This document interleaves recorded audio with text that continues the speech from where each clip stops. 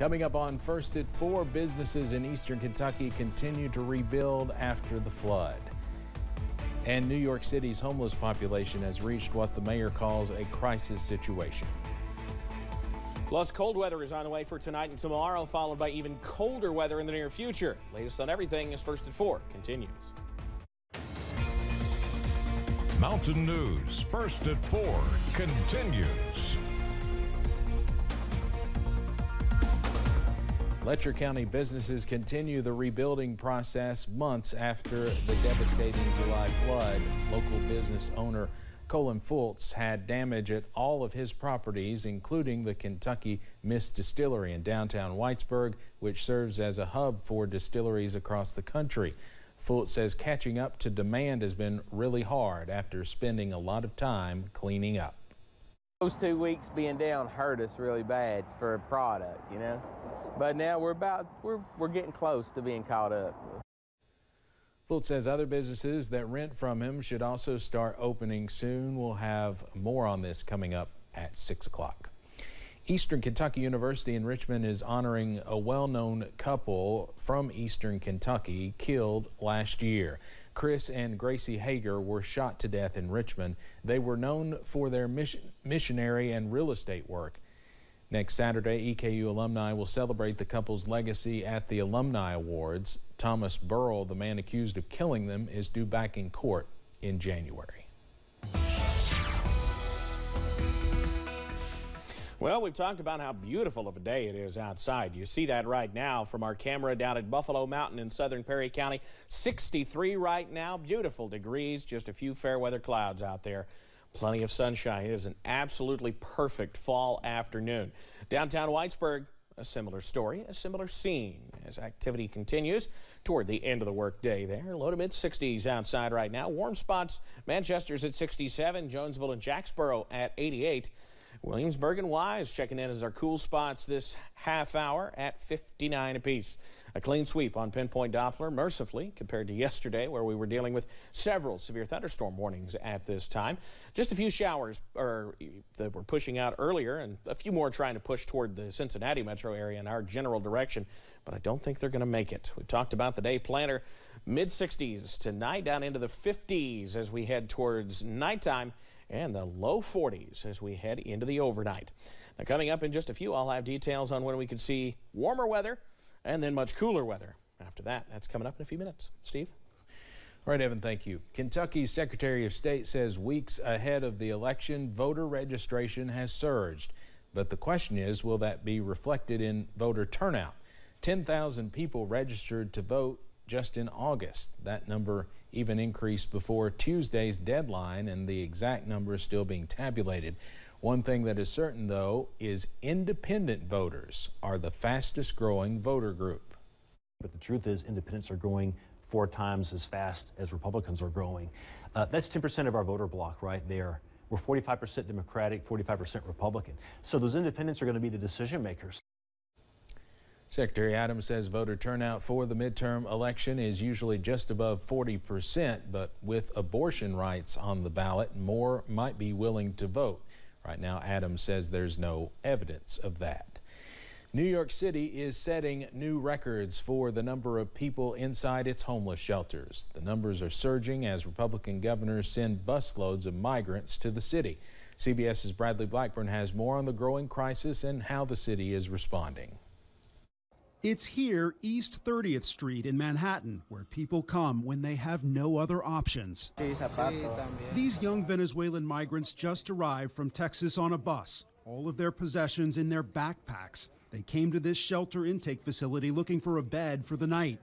More than 62,000 people are now sleeping in New York's city-run homeless shelters. The shelters shattered a pre-pandemic record, and the number in need continues to rise. Under state law, New York City is required to provide shelter to anyone who asks for it. But the city's shelter system is straining with this overwhelming demand. We are in a crisis situation.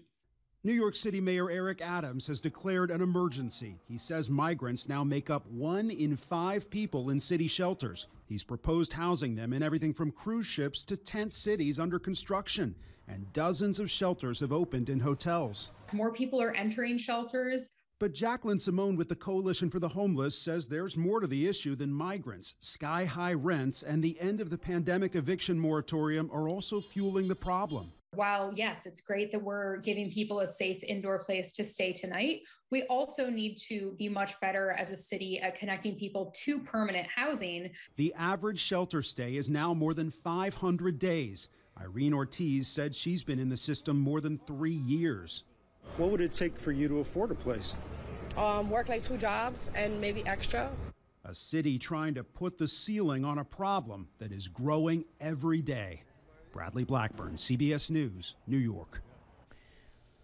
Some of the best schools in the world are here in the United States, and as a matter of fact, the U.S. is projected to have 34 in the top 100 next year.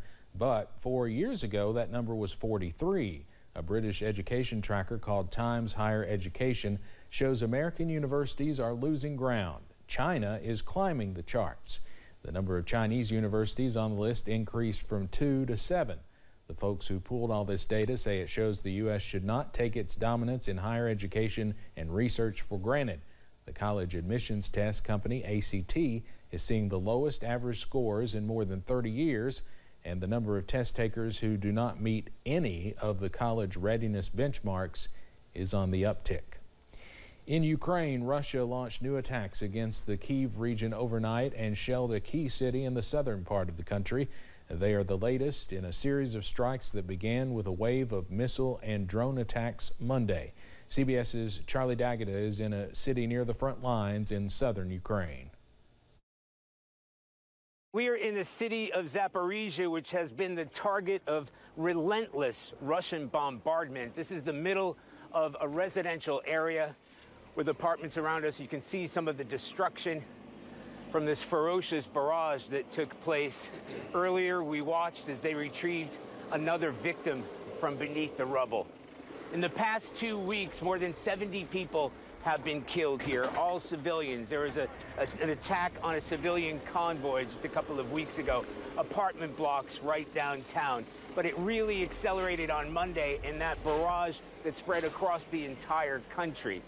There were more attacks overnight, kamikaze drone strikes outside of Kyiv that set off air raid sirens and sent people to the shelters once again.